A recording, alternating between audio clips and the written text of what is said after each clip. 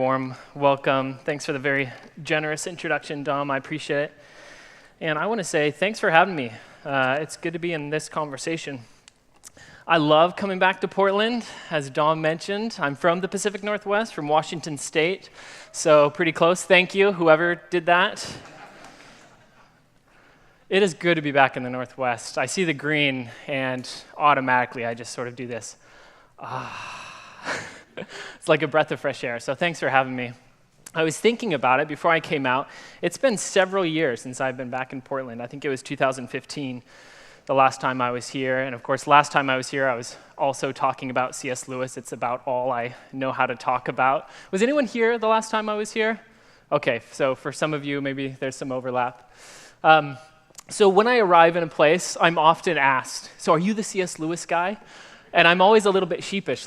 Frankly, I never introduce myself that way, but probably I'm who you're thinking of, yes. So as Dom mentioned, I've done a lot of work on C.S. Lewis's work, but mostly for me, my appreciation is personal with Lewis. Lewis's voice, his work came to me at a really important time when I was in college. And Lewis was the one who invited me to be a Christian with both feet in. Not just with my heart, but with my mind as well. And that completely changed my life, my vocation, relationships. And so I'm so deeply grateful for Lewis's work, maybe like many of you. But as Dom mentioned, today, in this season, I'm working in Berkeley, California. Maybe you've heard of it. It's a fairly exciting place to be a Christian these days. If you're interested in some of those frontline stories, as Dom referred to them, I just recently wrote an article for Christianity Today called How My Berkeley Congregation Taught Me to Love My Political Enemies. So if you're interested in hearing some of those stories, I wrote that article. But I love what I do. I love where God has called me to, being a faithful Christian in that context. Just before I came here, in fact, I'll share this with you. I won't share her name, but one of the Christian students I work with, and I'm very happy to work with, we were reading a book by Tim Keller called Every Good Endeavor. So we're talking about vocation. We're talking about work and faith and the integration of the two. And she did not like what he had to say. And this is a Christian student. She said, this is just too simplistic for me. Tim Keller doesn't often get that critique, in my experience, too simplistic. But she said, I just don't buy it that the gospel is the solution for everything. And this is one of our Christian students. And I love that. I love those sort of conversations, of being able to dive in there and say, let's talk about that. What do you mean by that?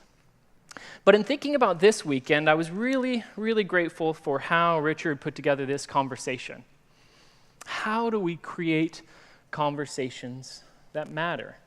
Because basically, what I'm doing in Berkeley, working to connect the life of the church to the life of the university, is doing just that. I'm sharing life with those on the campus, and I'm saying, let's have some meaningful conversations. Let's have some deeper conversations. Let's have conversations that are sticky, as I like to say, that stay with us. But being invited here, of course, I was invited to talk on Lewis, as I mentioned, and so I'm trying to connect the two. And by the way, I'm just going to say up front, I've not done this before, and I've not heard others do what I'm going to try and do. So if I were a musician, this is where I'd say I've not played this song before, so we'll see how it goes, right? But basically what I was asking is, how did Lewis do this well? How did Lewis create the kind of conversations that we're still talking about today? And as I often do when I'm trying to do something new, I ask for other people's opinion. I ask for experience outside of my own. And so I got on the phone with a wide variety of friends from around the world and just said, hey, you've spent a lot of time with Lewis. He's had an impact on your life. Why do you think that is? Why has he been sticky for your mind, for your heart? And I got a wide variety of responses. People talked about Lewis's humor, how he uses humor, right, throughout his writing. Often it's very dry, which I love. Dom and I both appreciate the dry humor. And that works, right? I had other friends who talked about Lewis's humility. And for me, that was what was most persuasive. And many times, I felt like this is someone who's willing to say, I may have it wrong, and if this doesn't work for you, throw it out. Don't worry about it. But this is how I look at it. And that humility helps build trust, right? I was talking with Justin just before this talk about that topic, how far humility goes when we're trying to create meaningful conversations.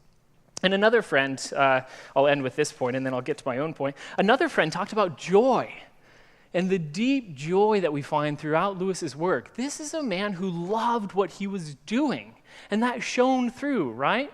He has this great quote where he says, of course I'm going to quote Lewis, but he says, "It's a Christian duty, as you know, for everyone to be as happy as he can." And that shines through in his work. He's persuasive because of the joy he has for this topic. But in thinking about Lewis's influence in my own life and in my own context in Berkeley for what I'm trying to do, create meaningful conversations with students, is that I think what stands out to me is that he was a loving listener. He was a loving listener. And this is something I've not heard anyone talk on.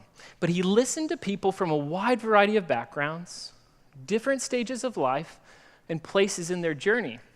And because of this, because he was so attentive in his listening, he was able to communicate to a people that resonated with him personally. He spoke truth in a personal way, not in some abstract sense, but in a way that uniquely resonated with their lives. And that stuck with many of us more than 50 years later. So my hope for this afternoon, my plan for this afternoon, is really to spend some time on conversations that Lewis had in his own letters. We're going to look at a variety of letters that he wrote throughout his life and just say, look, how is he paying attention to the people with whom he's exchanging letters? Because I think, here's the thesis that I'm working with. I think listening as an act of love is the precondition to creating and cultivating conversations that matter and that endure. When we show people we care, when we love them by listening well, that opens up the kind of conversations I think that all of us ultimately are interested in. And so we'll be spending a lot of time on Lewis's letters this afternoon, which I love because not a lot of people have read his letters. Here's the thing you need to know. Lewis hated letters. He hated writing letters. He would often spend hours each morning. He would say, it's 10 a.m. and I'm still not getting to my real work because I'm responding to all these dreadful letters. Lawrence Harwood, who is C.S. Lewis's godson, Lawrence Harwood once told me that he estimated that Lewis wrote more than 100,000 letters in his lifetime. And he dreaded it. Every time the mail would show up, he would sort of have these panic attacks. But the reason he did this is because he thought it was his duty to reply to everyone who wrote him, even though he hated it. So what I want to suggest is that this actually was Lewis's act of love. And really my aim for us is not to show the persuasiveness of Lewis in his letters. It's not so much to focus on what he is saying, but really what I want to ask is how was he saying it? How was he saying it in such a way as to cultivate meaningful conversation so that hopefully when we all leave this time, all of us feel better equipped to listen to those in our own community better, to invite the kind of meaningful conversations that I think we all hunger and thirst for. And really, I want to say that I'm going to try and get through this quickly so that we can have some conversation. My favorite part is the conversation that follows. So unfortunately, I do have a flight to make back to Berkeley this evening, but I will jet out to the book table afterward, and I'd love to talk with you before I have to take off. So the first letter I want to spend some time in is coming from a book called A Severe Mercy, written by the journalist, the author, Sheldon Van Auken. Has anyone read this book, A Severe Mercy? Are you familiar with this book? Just a few hands. So when I first moved to Oxford, this book was recommended to me about a dozen times, and I had so much reading to do that I didn't get to it until I met a friend by the name of Jason Lepojärvi, who said, by the way, he is a big-time Lewis writer. You should look him up. He writes on the topic of Lewis and love.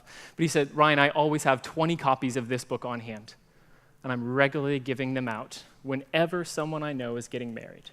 So once he said that, I said, okay, I'll read this book. If you're not familiar, though, with this story, basically Sheldon Van Auken and his wife were agnostics when they moved to Oxford, England in the early 1950s. They weren't Christians, but they were seeking. They were interested in questions of the faith. And so he began reading C.S. Lewis's writing because Lewis was recommended to him at the time. And after reading a lot of Lewis's writing, he wrote to Lewis himself to share some of the questions that he was wrestling through. And so in one of his earliest letters, he put it like this. He said, "My fundamental dilemma is this. I can't believe in Christ unless I have faith, but I can't have faith unless I believe in Christ. Everyone seems to say you must have faith to believe, but where do I get it? Or will you tell me something different? Is there a proof? Can reason carry me over the gulf without faith? Why does God expect so much of us?" I love that line, don't you? Why does God expect so much of us? Why does he make it hard on us? If he made it clear that he exists, as clear as a sunrise or a rock or a baby's cry, wouldn't we be right joyous to choose him and his law? Why doesn't he just make himself plain to us? This is the question that Sheldon Van Auken is posing to Lewis. And so Lewis replies like this. He says, "I do not think that there is a demonstrative proof, say like Euclid, of Christianity, nor of the existence of matter, nor of the goodwill and honesty of my best and oldest friends. I think all three are, except perhaps the second, far more probable than the alternatives. But as to why God doesn't make it demonstratively clear, are we sure that he is even interested in the kind of theism which would be a compelled logical assent to a conclusive argument? Are we interested in it, in personal matters?" Lewis poses. "I demand from my friend a trust in my good faith which is certain, without demonstrative proof. It wouldn't be confidence at all if he waited for rigorous proof." And then he concludes his letter this way. He says, "But I think you are already in the meshes of the net. The Holy Spirit is after you. I doubt if you'll get away. Yours, C.S. Lewis." So what is Lewis doing in this conversation? What is helpful in this conversation? By the way, this is just the second letter that they exchange, so really early on in their relationship. And Lewis does a few things I think that are helpful. The first is that Lewis, as you see, doesn't offer a neat solution to Van Auken's question, right? He doesn't say, here's the solution, problem solved, now you're a Christian, right? What he does is he acknowledges the dilemma, and then he encourages him to think through this issue himself. He says, look, if it's a demonstrative proof you're looking for, then let's follow that logic. So he says this, would this demonstrative proof really satisfy you with God? That's a great question to ask, right? Think about that. If that's what you're looking for, would that actually satisfy you? And then he applies it to something a little bit more tangible, a little bit more within our experience, something that's universal. He says, think about your friendships. If you had to have demonstrative proof that you could trust all your friends before you actually did trust them, how many friends would you have? Would that be real friendship? Now let's apply that logic to God, is what he's saying. What about with God? But again, he doesn't work out the response to him. He just allows him or invites him to follow his own logic. The other thing he does, though, I think that is helpful, is he ends with encouragement, doesn't he? I mean, it's a bit tongue-in-cheek, but I think it's genuine. You all laughed when you read it. He says, look, you're already much further along than you realized. The fact that you are even interested in this question says something about where you are and where God has you. So Lewis's note, I think, is actually very loving. It's encouraging. And ultimately, it's freeing for Van Auken, this young intellectual in Oxford who is just struggling with deep existential questions of doubt and challenge. Lewis is freeing him up. Think it through.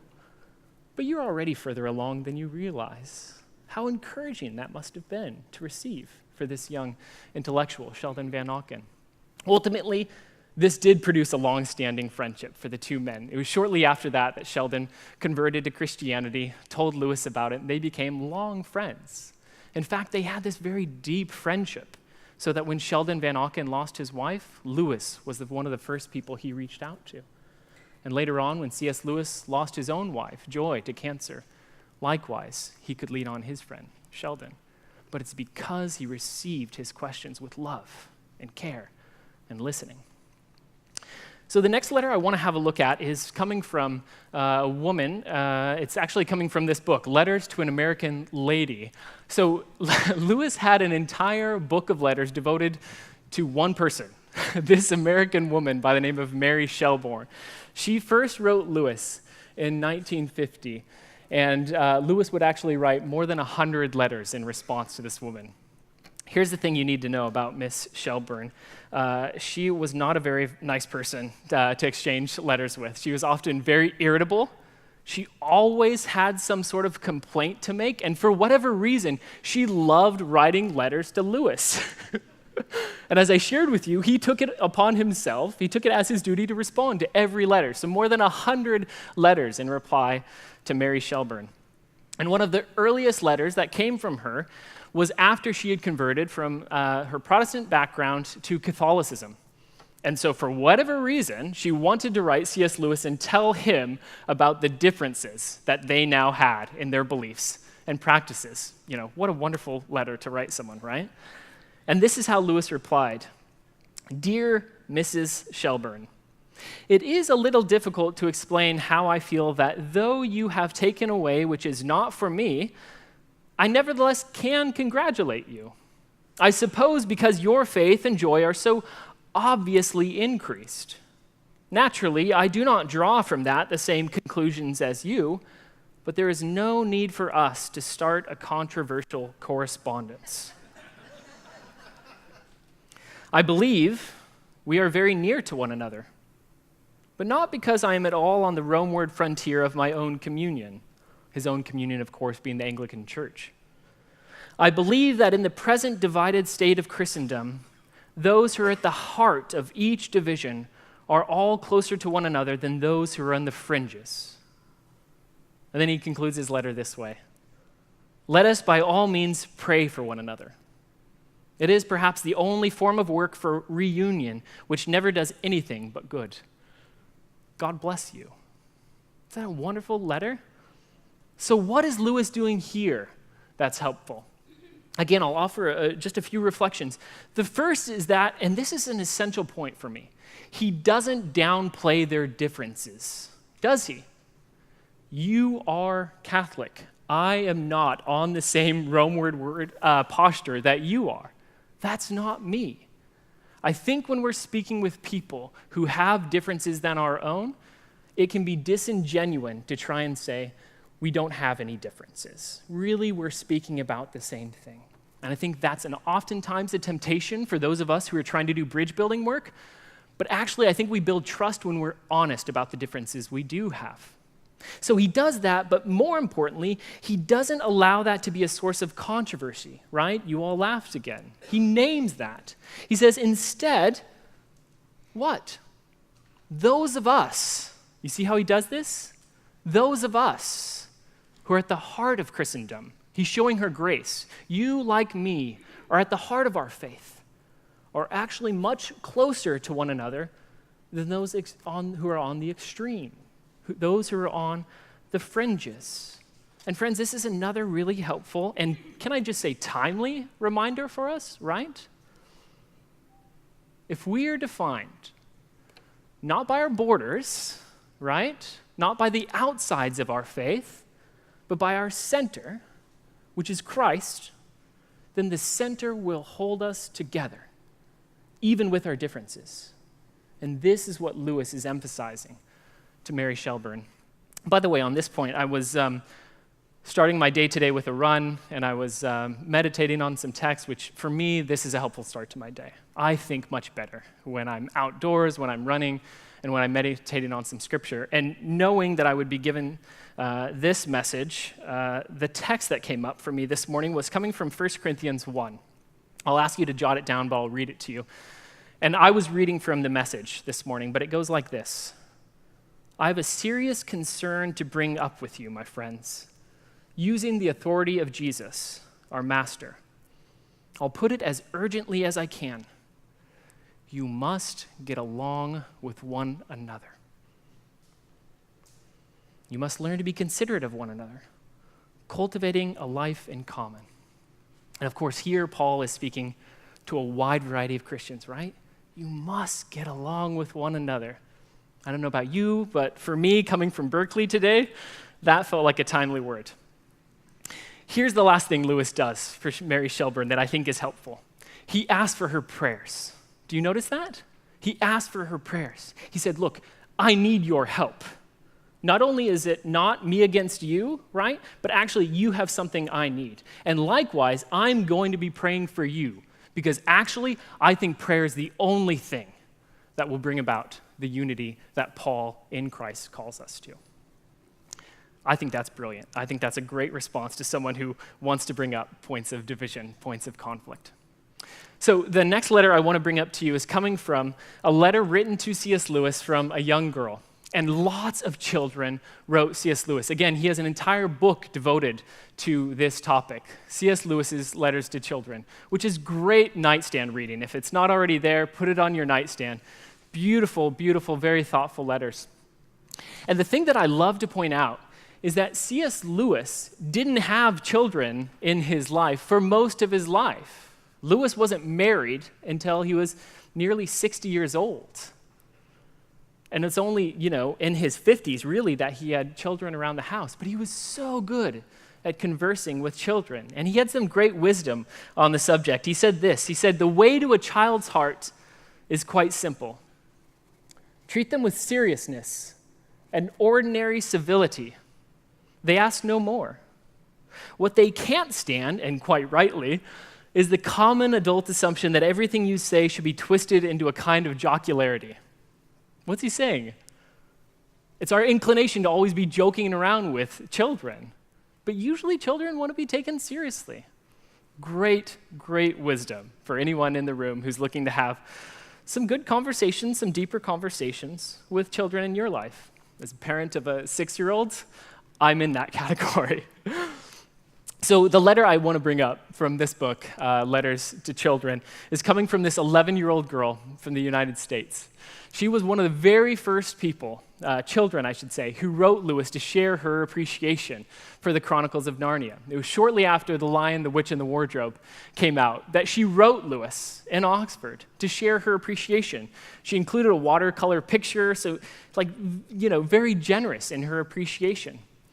And she described for Lewis what she said it was an indefinable stirring and longing upon first reading The Lion, the Witch, and the Wardrobe.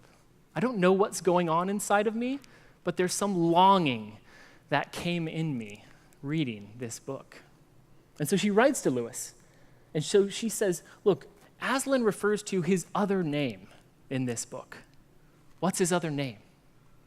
Great way to start correspondence, right? Here's Lewis's response. He says, Dear Hyla, as to Aslan's other name, well, I want you to guess.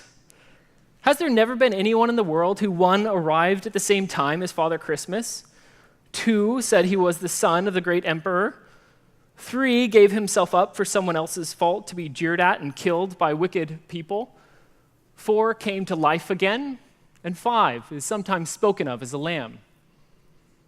Don't you really know his name in this world? Think it over.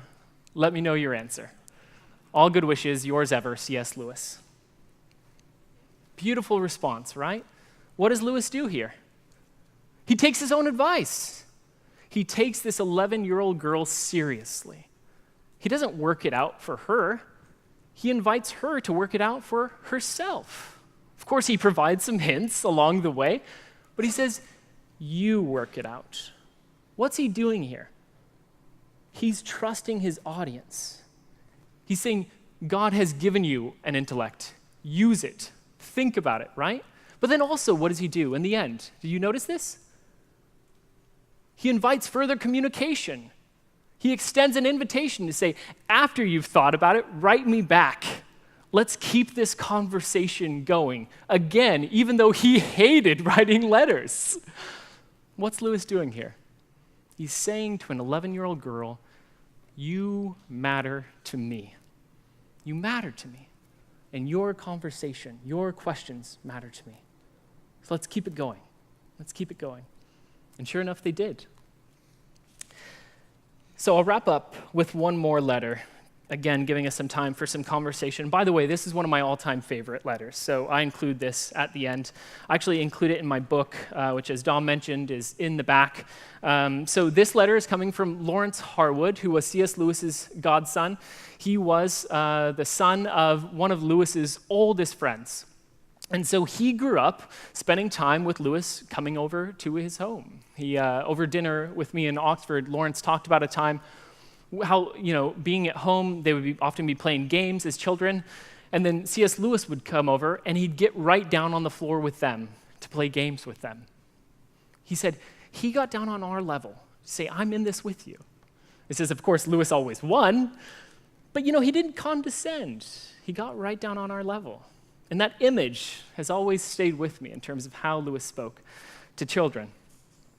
But during Lawrence's college years, he faced a series of significant challenges. Just a year after losing his mother at the age of 18, he entered university at Oxford. He started at Christ Church, which is where his own father went, only to come down with double pneumonia, terrible, and fail out of his preliminary exams. So after a year in Oxford, he had to go home, feeling like a failure. So C.S. Lewis found out about his godson's struggles, and he wrote him this letter. He said, "My dear Lawrence, I was so sorry to hear that you have taken a nasty knock over history prelims. At the moment, I can well imagine everything must seem in ruins. Well, that is an illusion. You may reply, it's easy talking, right? We would say, it's easy for you to say. I shan't blame you if you do. I remember only too well what a hopeless oyster to be opened the world seemed at your age. By the way, I should be having Justin or Richard reading these letters. It would be so much more authentic. I would have given a good deal to anyone who could have assured me that I ever could be able to persuade anyone to pay me a living wage for anything I could do." This is C.S. Lewis. Life consisted, at your age, of applying for jobs which other people got, writing books that no one would publish, and giving lectures that no one attended. It all looks hopelessly hopeless. Yet the vast majority of us manage to get on somehow and shake down somewhere in the end. You are now going through what most people, at least most of the people I know, find in retrospect to have been the most unpleasant period of their lives. But it won't last. It won't last. The road usually improves later. I think life is rather like a bumpy bed, he says. At first, you can't imagine how you can lie on it, much less sleep on it. But presently, one is finding the right position, and finally, one is snoring away. By the time one is called, it seems it is a very good bed, and one is loath to leave it. Yours, C.S. Lewis. Great letter, right? If you know anyone in this age, this stage, if you're in this age, this stage, hold on to that letter. It's a brilliant letter. But why does it work? Why does this open up more conversation for these two men? Well, the first is that he expresses his own sadness for Lawrence's challenges, right? He sympathizes. How hard it must be where you are. You've just lost your mom, feeling like a failure. How difficult it must be. But then he makes a really important turn. He doesn't just offer sympathy, he offers empathy, which is something we need more of today, I think. He says, I've been where you are now. And friends, I have to say, the younger generation needs to hear this message from those who are in positions of prominence and positions of success when they don't know the struggles that we have faced. That does them a disservice. Lewis says, I struggled for years to get anyone to publish my writing, and no one showed up at my lectures. Lawrence needed that message. But ultimately, he said, look, I think if you really consider it, Lawrence, you might see how this could be good news for you. And yes, I know that's going to be hard to hear, but sometimes closed doors are just as helpful as open doors. Take the open door that's opening before you. What Lewis ended up doing is paying Lawrence's way to go back to school, not at Oxford, but at an agricultural college that was more in line with Lawrence's passions. And Lawrence later wrote this. He said, "This letter brought great consolation and reassurance to me. I took the advice it contained, and I set off in a new direction." So helpful. So even though Lewis despised writing letters, he spent hours every day doing so as an act of love. And when we show others love, by listening, by attending with care and patience, not only do we open up the opportunity for more conversations, but actually what we find in the process is that we are the ones who are changed along the way. So I want to end with one more text, which has been really helpful and really timely for me, coming from James' epistle. "You must understand this, my beloved. Let everyone be quick to listen, slow to speak, slow to anger." And I think that's just the model that Lewis gives us. Thank you.